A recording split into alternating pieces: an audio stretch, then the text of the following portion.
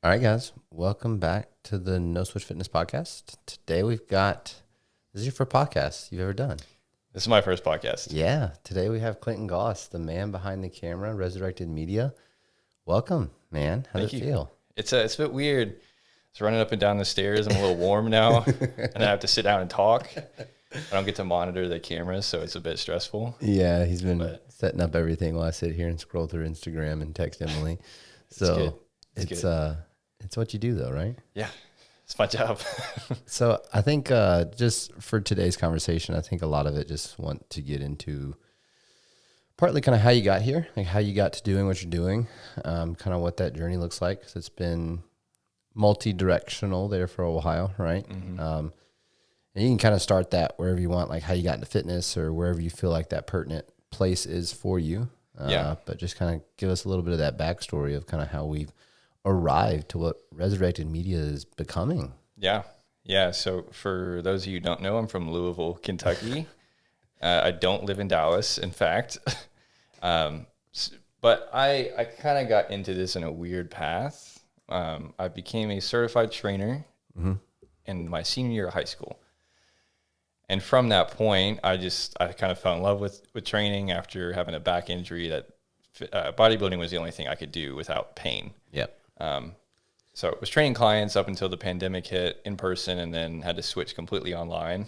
And then a good friend of mine at the time, Steve Hartman, pointed me to some Instagram accounts. Shout out, Steve. The names of Callum and John and you, and I had no idea who you all were. Yeah.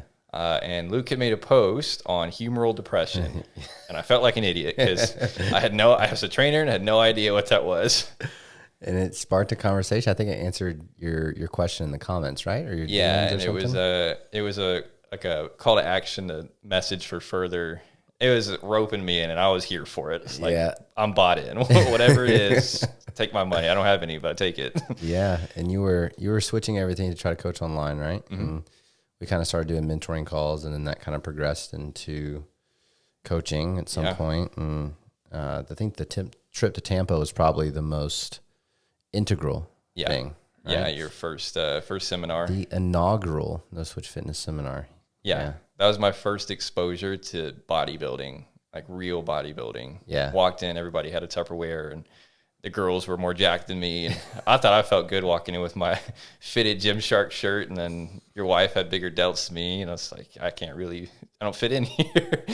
But brought a camera and got some just odd training footage that I just thought it was of angles that I wish I could have of myself for my own business and could do it for somebody else. And then was transferring it to your phone in the back of Mitch's truck. I remember that. Couldn't figure out how to do it. I was like trying to make Instagram posts out of the sets and all that kind of stuff. But I think one thing I always look for, and I just appreciate this across the board, is people who are good at anything they do, right? Like they do it at a high level. But some of that comes from like a natural talent, right? And you can kind of see that in people throughout it's like when you're left-handed, right? Mm-hmm. And we're out on the golf course just like hitting a couple of chips and stuff. And I had a lesson today, and you guys get to see that for YouTube. But you're like hitting shots right-handed, even though you're left-handed, and picking up on the actual action of that. And like I caught the skills. I was like asking questions around like, are you more of a hand-eye coordinated person versus doing other kind of types of skills? And I think Tampa for me was like, you were trying, but you weren't trying like to the level of like trying to be a content producer by any means. And it was just like some of the best videographer work that I'd ever had done for me at the time. And the struggle for me and that pain point for me was I had hired a couple of videographers kind of leading into Tampa. All of them, like the work kind of came back very poor. Right. And you just had this like little camera that fit in your pocket and produced these videos that were not, like top notch compared to what I was getting through these other videographers. And it just kind of was like, it kind of sparked that like idea. I was like, hey, like you might want to do this, right? Because we already had that like teacher mentor type dynamic where I was kind of walking you through like how to set up coaching and all that kind of stuff, and you're just too good. Yeah, it was. I was not sold on it. I know you weren't at first because I'm like, I'm gonna be just like Luke, just like my dad when I grow up. For those who don't know, we have the running joke that Clinton is my son, even though he's 3 years younger than me. 3 years younger. Here we are. But yeah, so like what was going through your head kind of like, obviously it wasn't what you wanted to do at first, but how did that start to develop for you? Because I'm always like I'm one of those people that when an opportunity is presented, like take advantage of that, right? If it's something in the realm of what you love to do and it allows you to do what you want to do for the rest of your life, like there is nothing better than waking up in the morning and saying like, I get to choose what I want to do today. And I'm a big advocate of that. But I know that was a tough pill to swallow because like in your brain, that was coaching at the time. Yeah. Yeah, it definitely was. And for how long I'd been invested in it and I felt like a competent coach. Yeah, you definitely were. And just not having the ability to communicate that to people or the stature to draw any kind of attention. Partially client-based too. A lot of gym pop was starting to wear on me quite a bit, just the lack of adherence and consistency. Yeah. It's just tough. Would you say that experience of coaching, though, for the years that you did, like whether it be the personal training or the actual online coaching, has greatly contributed to your skill as videographer / photographer for the stuff you're doing for? Yeah. I'm just involved in the industry. So it's largely like the amount of content absorption from myself that allowed me to see what I felt was corny or didn't look good or like what was just not there. What's more simple than that? And how can we make fitness appealing to a large audience? Yeah.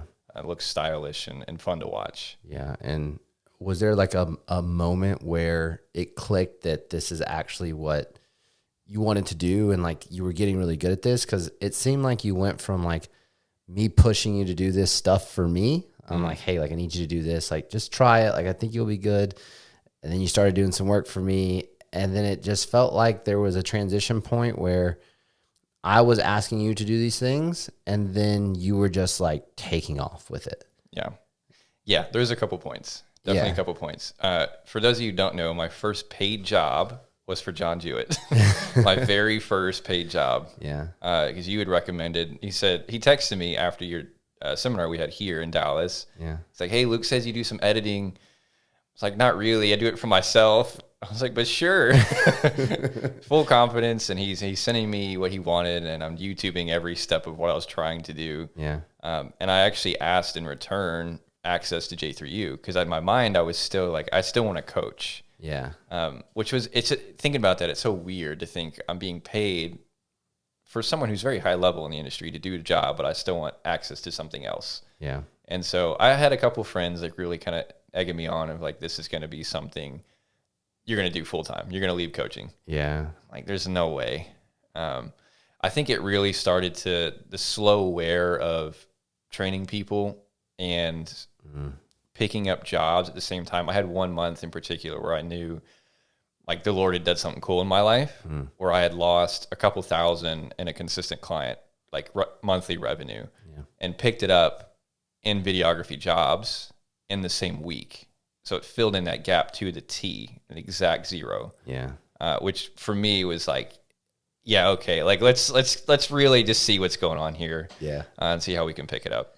Yeah. Because then you did that job for John, and then I had you like pretty much full-time paying every month for coming out here, paying for your flight, paying you for the work you were doing. And like, that was probably the first consistent income that you had from it, right? Yeah. Yeah. And it's like, it was strange because it wasn't at home. It wasn't local. Yeah. But the exposure to people and experiences we've had just in the past year. Yeah. Like the August seminar with Callum and just how many people I was standing around from the UK, from Bulgaria, just in this MJ's house who runs Destination. I'm like, how did I get here? How do I fit in this room? Yeah. But it's been so cool. Yeah. Like that's the best part of it for me is the people and the impact you can have that way. Yeah. I kind of want to get into that because I think a lot of what you do right now is impact people in a positive way without maybe you even realizing it. And kind of just the way that you carry yourself and the way you carry your brand, which I do want to get into in a second, and kind of move people towards the best versions of themselves.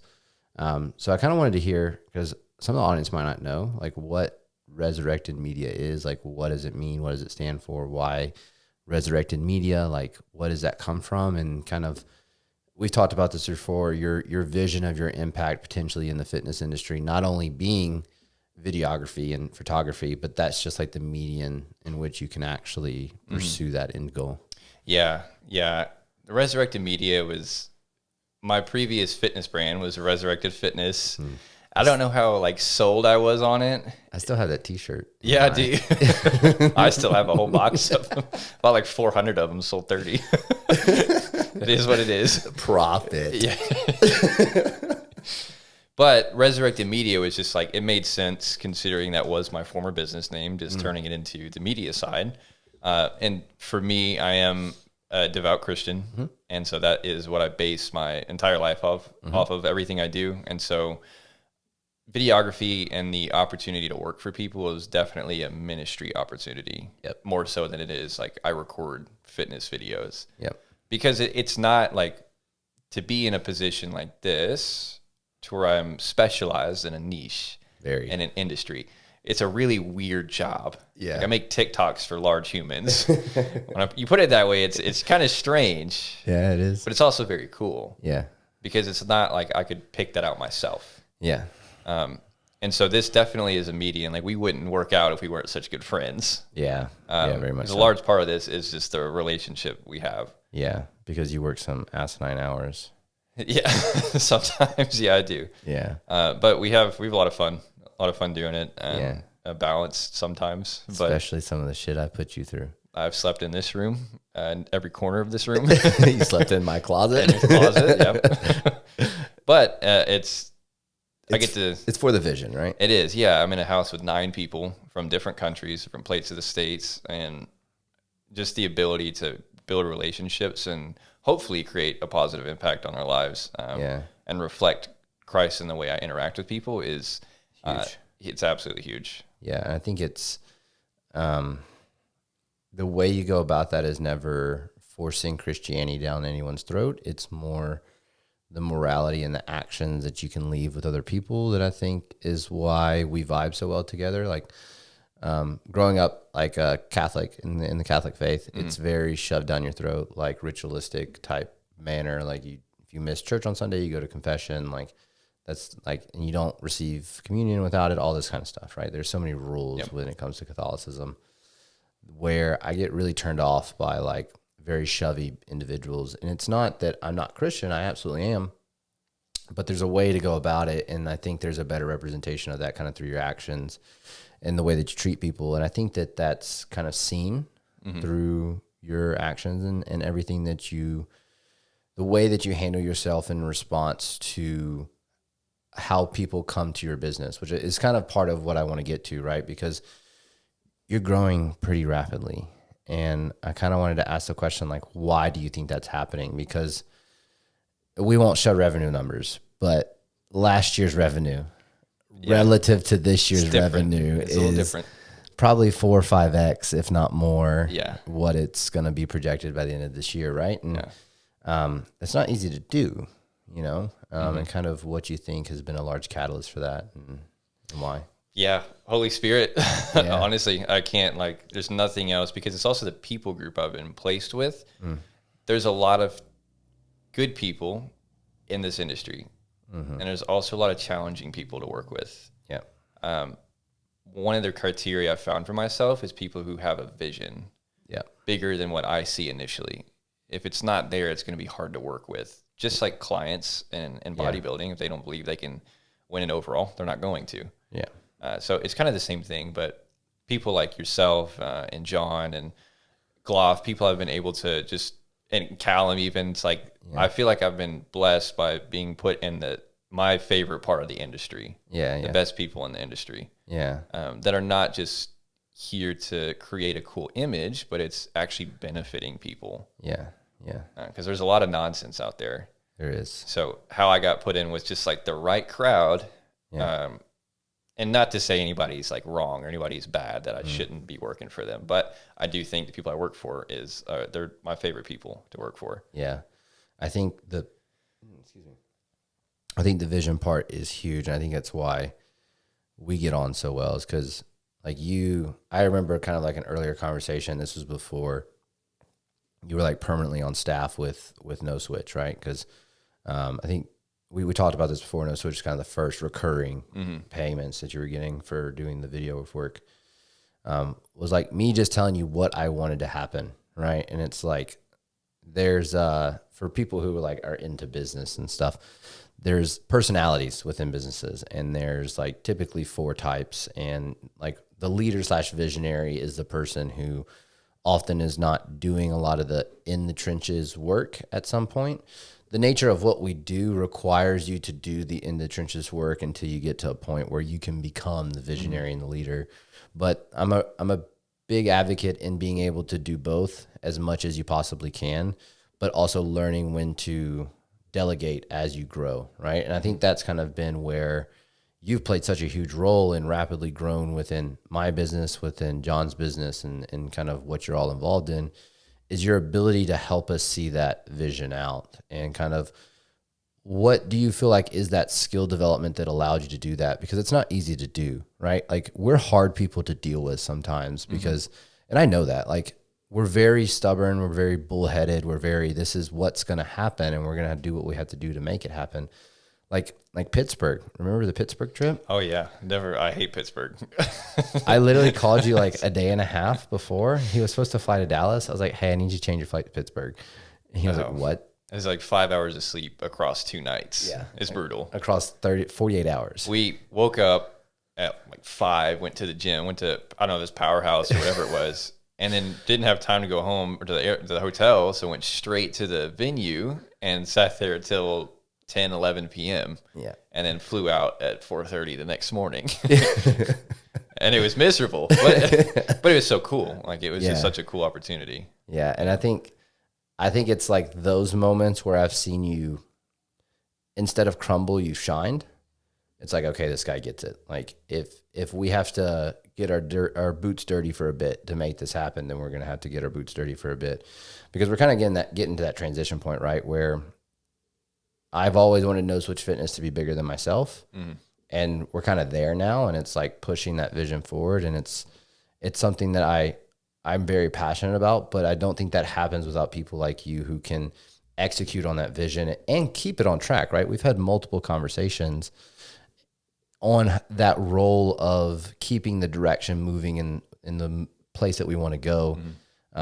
Do you see that being almost like a secondary role of videographer, photographer within the work that you're doing right now? As far as, because I think part of this is, for the people listening, is learning what it takes to create an opportunity into something successful is a lot of hard work behind the scenes, which I'm going to get into in a second with you. But I think the second part is understanding the consumer to the point where you're able to provide them whatever their pain point is. And I think for the people that you work with, like, we're your friends, right? So that makes things a little bit easier. But you're not only providing us with like time management and the skill of like the videographer, photography, and the level you do it at, you're actually a soundboard for the future of our businesses. And like where you developed that, kind of where you saw that kind of come into. That's a really good question. I think it's confidence. Yeah. Being a part of the content creation and feeling confident in how I felt it could look. Yeah. And what could be better. Because there are a lot of videographers who don't do that, who don't care enough. It's just like, it's a transaction. It's a paycheck for a certain amount of work. And that's fine. But for me, like I'm invested in the work I do, and I feel drained if I'm not enjoying what I'm doing. Yeah. If I don't feel like we're moving forward. So once I settled into the rhythms of what I was doing and wasn't necessarily taking direct instruction and giving more free reign, because I never felt like I was creative up until I started doing videography. Yeah. Not a bit of me thought I was creative. But then it's like, hey, you do whatever you want with this project. And I have to, step by step, I walk through, it takes me 4 or 5 days, and then it creates this full finished product. Yeah. And I like it. And it's really cool. It's a really cool process. Yeah. But it's opened a lot up for me in terms of my own confidence and creativity. Yeah. Which has allowed me to speak into places where I hope I convey that I care more than anything. Yeah. Not that I feel like my opinion is best or right. It's just, it's coming from a place of heart, and that I really want to see the business grow as best as possible. Collaborative effort. Mm-hmm. Yeah. Because I don't think I told someone this the other day. Someone came to me and was like, well, you were kind of the person that helped launch Clinton's career in Resurrected Media. I was like, kind of. I gave him an opportunity, but I didn't do any of the work. Like, he's the one that's been learning constantly and rapidly improving his skill and ability and all of that. And I think a little bit of testament to that and kind of speaking to that is important, because there's been multiple trips. You're here, and instead of watching whatever's on the TV, you're watching a YouTube video of how to do something that we're trying to film the next day or something. And I think there's an explorative nature of you that's kind of expressed itself in finding the answer no matter what you have to do to find it. I think is important for people who are trying to develop their business, whether it be in videography, photography, or in coaching, or in whatever it may be. Yeah. Oh yeah. Though there's such an element to that, and you really just have to pay your dues. You can ask questions. I have lists of videographers I messaged about, like, I don't understand. And looking back, they're such simple questions, but to me, it was the biggest deal in the world because I needed to buy it tomorrow because I'm here and I just have my backpack and my camera. Yeah. I got to figure it out. But at the same time, like, I'm in a season where I'm working more than I've ever worked in a job I love doing, but I am paying my dues for what's coming. Mm-hmm. And we also did that last year when it's just me and you every other week in some different city in the corner of it. But that's just what it took. Yeah. And you can't learn or gather the wisdom in the industry or the skill without just going through it and learning by fire. Yeah, that's trial by fire. That's the only way. It's the best one. Yeah.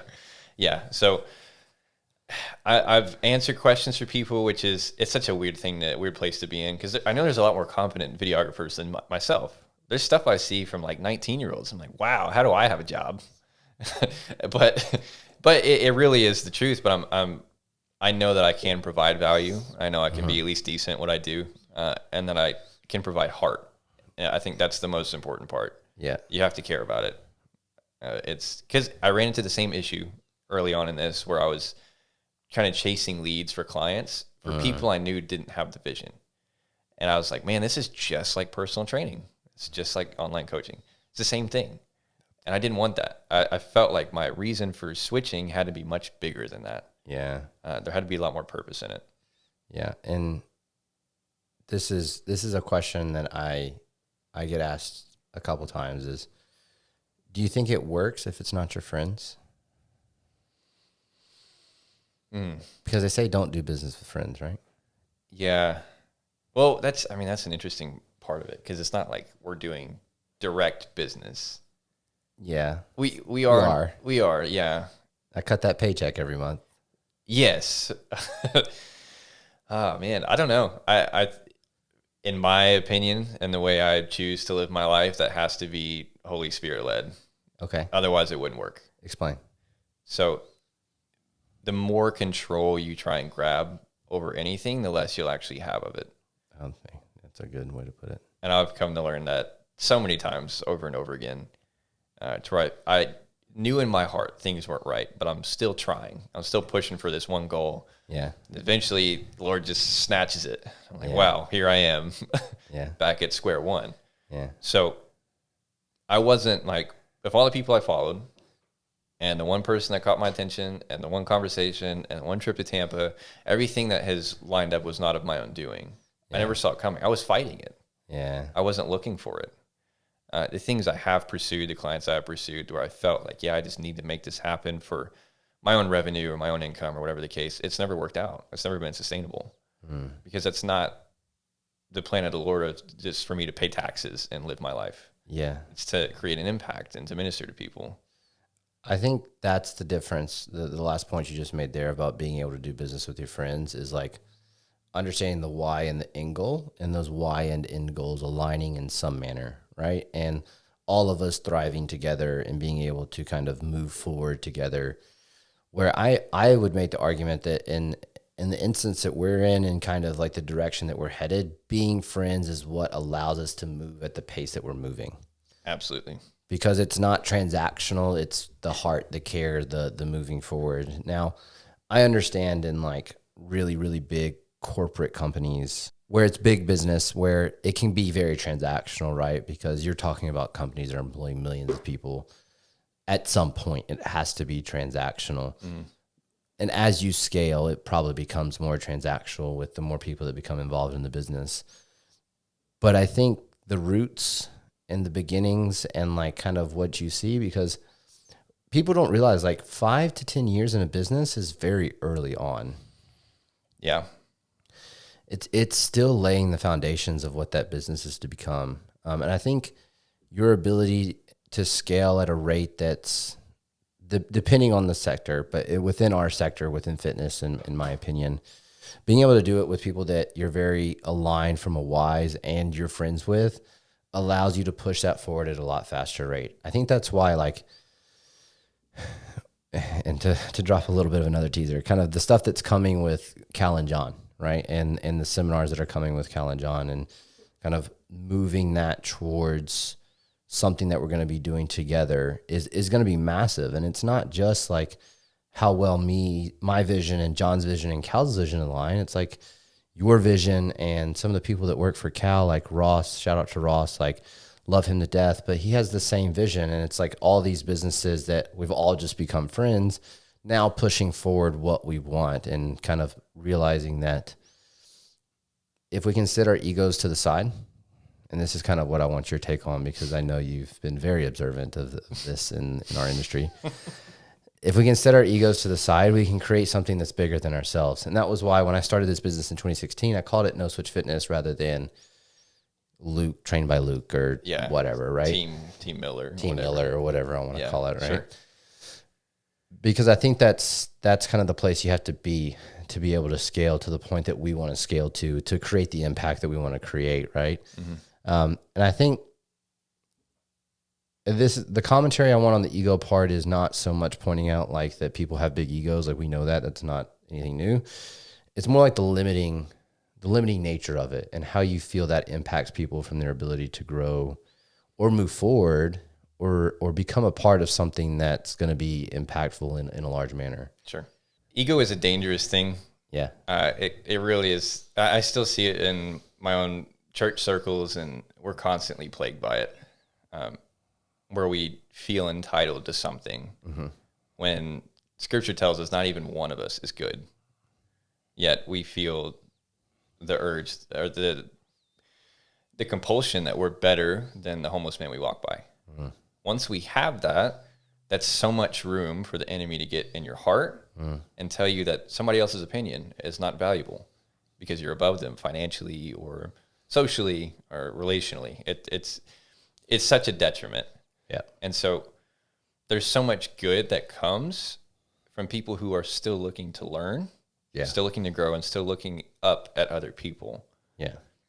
Which John the Baptist, for example. Yeah. For those of you who don't know who John the Baptist is, it's a pretty common story, but he was Jesus' predecessor. Yeah. Came in as a wild man from the woods yelling about how Jesus is coming. Yeah. And they asked him, "Are you the Christ?" He said, "I'm not even worthy to tie the sandals of he who is coming." And that's such a statement when you have all that attention to put it off of yourself. Yeah. And so the industry is so interesting because there's nothing new under the sun, but we all feel entitled to the information that we share, that it's ours. Yeah. When it's not. Yeah. What our goal should be to help. Yeah. And present it in a way that communicates to people, that actually moves them forward. Yeah. Which is why I love J3U so much and No Switch. It's not like we're not just trying to create a stylish image, is we're really just trying to help people at the core of it. Yeah. I can get behind that 7 days a week. Yeah. So, which, even for yourself and for John, people who I'm like, well, I don't know why you all listen to me or why you did. I didn't know what white balance was first time I filmed you, John, and Nick. I'm like, why is this image green? Why is this one orange? But the pursuit of like, I'm still going to give you the shot. I'm still going to listen. Yeah. Was all I needed. And it's grace, right? Times where I wasn't able to get content out as quickly as I would have liked. And it's like, I understand. It's okay. Yeah. If we don't have that, if we feel entitled or better than somebody, it's going to be so limiting. Yeah. And it's not people you'd want around. Yeah. I agree. Yeah. I think I think it's very big reason why you don't see as many people be as successful as they could be. Yeah.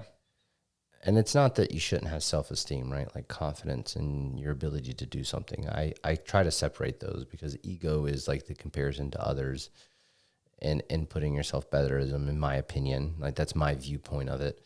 Where the self-esteem and the confidence in yourself to be able to accomplish something is completely different, right? And I think I have a lot of self-awareness in that because of the years that I spent playing competitive golf.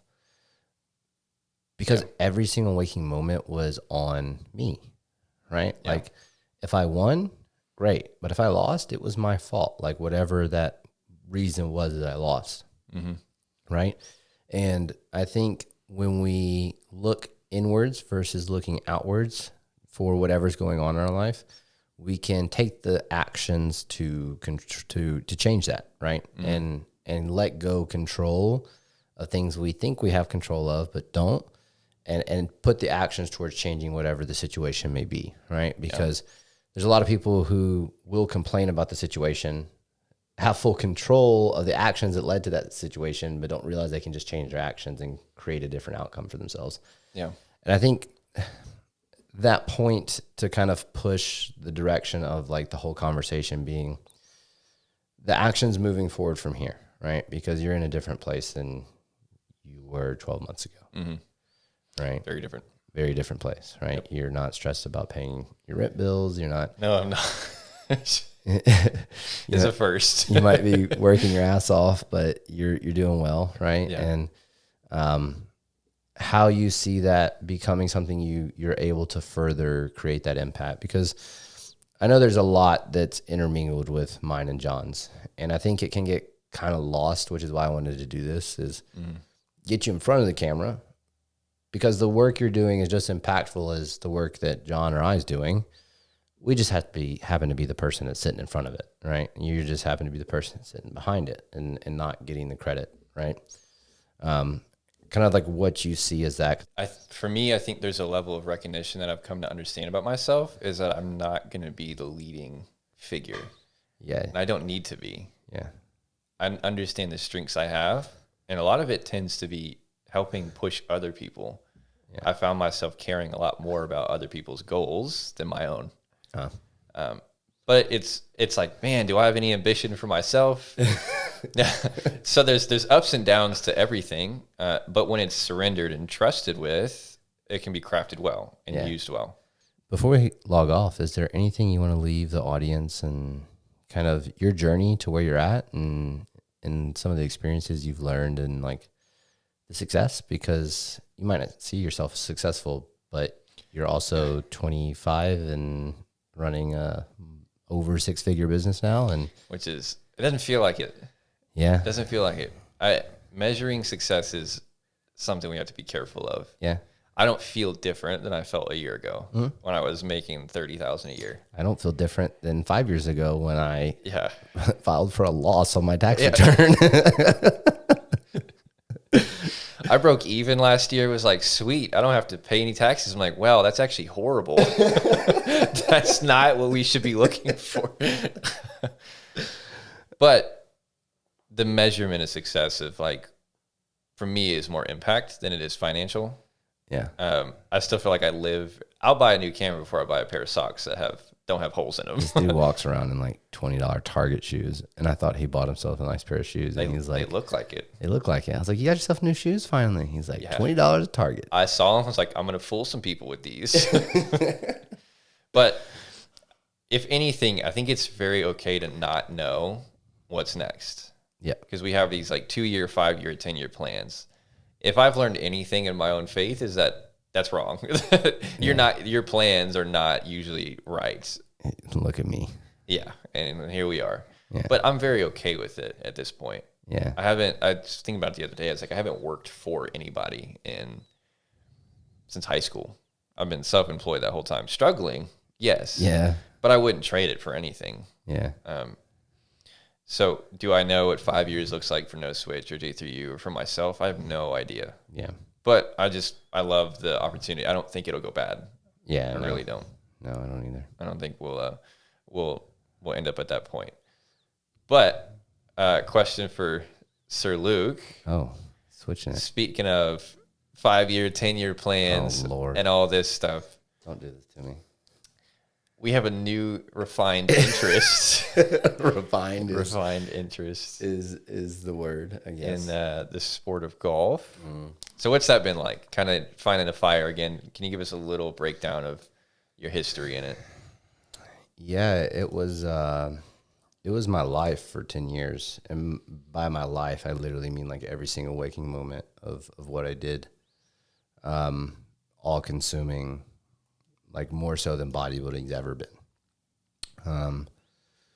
I like to tell there's a couple stories that I use to try to like convey this, because it's hard to convey. Like most people who play golf growing up, they just like casually played because they wanted to join their friends on the high school team, right? Or they just kind of went out with their parents and whacked a ball around, right? And it was never that for me. It was literally like it was just my mom and I growing up, and we had someone that would help pick me up from school, but I would get dropped off at the golf course on days that she would work.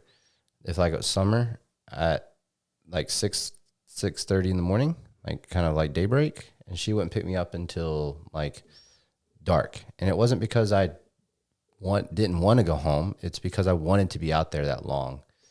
Yep. And we traveled the entire United States. Like I got the opportunity to play like the 9 spot on the U.S. team as a 12-year-old for like the U.S. kids top 10 U.S. first top 10 internationals, and have pictures on my wall or my mom's wall from like top 10 at the Future Masters, where there's people like Scotty Scheffler in that top 10 and Jack McGuire, who's playing on the Korn Ferry Tour, and a couple other people who are playing professional golf. My best friend growing up is like top 60 in the world on the PGA Tour, right? So it was all consuming, to say the least, right? And it was basically February to September was living out of a suitcase to play golf tournaments. And we never took vacations. So like my mom and I never went on a vacation from the moment I started golf all the way through kind of me finishing golf. And a meniscus tear going into my senior year of high school, kind of right before signing to play collegiate golf, kind of lost my college golf opportunities that I wanted to go play. For some reason, I had this weird notion that if I wasn't playing at like a high level D1 school, I wasn't going to do it because I felt like I wasn't good enough to play on the PGA Tour. And that was always like the end goal for me. And so, yeah, I ended up quitting cold turkey because I lost the scholarships at the schools that I wanted to play at. Had some smaller offers, but it didn't make sense to me because it was like, what am I doing? I'm not, I don't want to spend time at this school, like, and not going to name any schools because like there's a lot of people who play professional golf now that played NAIA golf in college or D3 golf in college, right? So it was a wrong notion on my part, but yeah, it was everything to me. And from like a natural talent perspective was way beyond anything bodybuilding was. So to quit cold turkey and literally not touch clubs for 10 years was something, as I reflect on it, was replaced with bodybuilding and pushed down with bodybuilding, because it's only been recently that I've brought it back up. Even in conversation, I used to like not even mention it because of the regret associated with it, right? So yeah, now that I have realized that bodybuilding is not my endeavor that I'm extremely good at, from a personal standpoint, that I'm just really fucking good at coaching it and teaching it and being able to help people win. And that's what I'm really, really good at. Kind of putting that mental space to the side that bodybuilding was consuming for me is allowing me to be, one, more present for my family, a lot happier for my family, and especially with the newborn, like it's a challenge, and to have that is huge. And Emily sees the difference, and that's just a massive change in kind of like the home life environment. Two, I feel like I'm way more present for my clients. I feel like I would always run into situations where it was like, am I prioritizing my bodybuilding or my client's bodybuilding? Right. And now it's always the client's bodybuilding that I'm prioritizing, and never running into the dichotomy there. It's probably something you knew and felt. Very long before it has actually to give happened. Here. Yeah. And you knew it's probably going to be yours. Dubai was the tipping point. The tipping point. Yeah. Being around Cal has also kind of like helped me with that decision, but yeah, Dubai was a tipping point because I left for Dubai at 2:55 and came home at like 2:42, and I slept on average 2 hours a night. Some of those being like an hour and a half with Cal in his hotel room, just sitting there working. It's like, what am I doing? Like, this is so unconducive to bodybuilding. Like, if I'm going to do this and do this at the level I want to, it's just not. And so I've actually found that my work productivity has doubled and that I can put that much more into all of my clients. And I think the question that gets brought up with that is, can you coach and pursue bodybuilding? Absolutely, you can. That's without a doubt something that you can do. I am consciously making the choice to be better on the coaching side, because if you look at the top Olympia coaches, like none of them are competing anymore. There's a reason for that. They can invest that energy into their clients. And then 3, for me, I think it's addressing regret with a golf, if I'm honest about it. Yeah. I'm not sitting here saying I'm going to play PGA Tour golf. I'm just saying I need to find out how good it can become within the limits and the constraints that I have, right? Like, am I going to be playing professional golf tomorrow? No. But the skill acquisition and relearning that has come a lot faster than I thought it would, to the point where when that decision to put bodybuilding to the side happened, I don't do very well without some sort of competitive pursuit. So I needed something. And so I just kind of started practicing again. And this was it's March, and that was like end of December. So that Dubai seminar was early January 6th, right? So that decision to do that was like January. And I'm already like back to shooting around par most rounds. It's like, okay, there's clearly a skill set here that has just not been used in 10 years. And if you refine it, who knows, right? Like, who knows what that turns into? Never to the detriment of my business, of my family, is kind of the caveat I've put on it. But we'll see. And I think that's kind of the direction that's headed. Yeah, it's a sweet spot to be. Yeah. It's weird. Yeah. Hard to communicate. It is, but it's also so okay. Yeah. Especially for like bodybuilders who listen to this, who feel like they have to stick to this one thing and portray this specific image. If you shove down who you actually are, it's going to leak into everything you do. Yeah. It's going to hurt. I think it doesn't change how much I love bodybuilding. It's the difference. Just bodybuilding is something different to me now. It's my impact, right? It's what I'm going to leave behind is the coaching and the teaching through bodybuilding. I think it's just from a personal endeavor standpoint, it's something I had to find out for myself, right? So we'll see. We'll see how far it goes and what I'm able to do and if it even turns into something. But yeah, I'm going to give it a shot and see. You never know until you find out, right?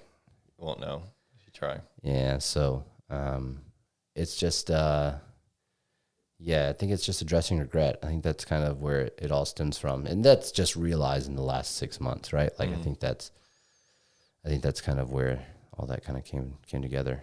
Yeah. That was a lot longer than I was expecting that to take. That's great. But I guess I'll see where I fit in that. Be coach to videographer to caddy. We'll see. We will see.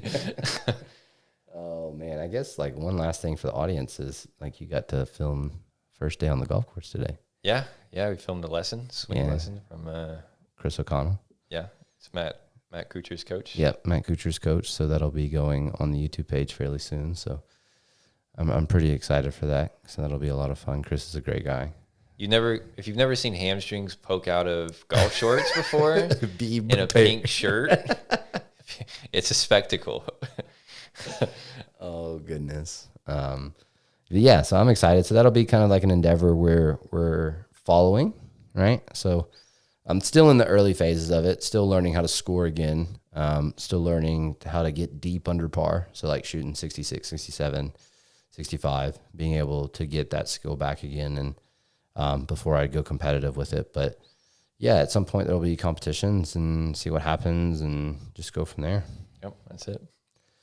Sweet. So last thing, if you guys aren't following Clinton, it's at resurrected_media. Mm-hmm.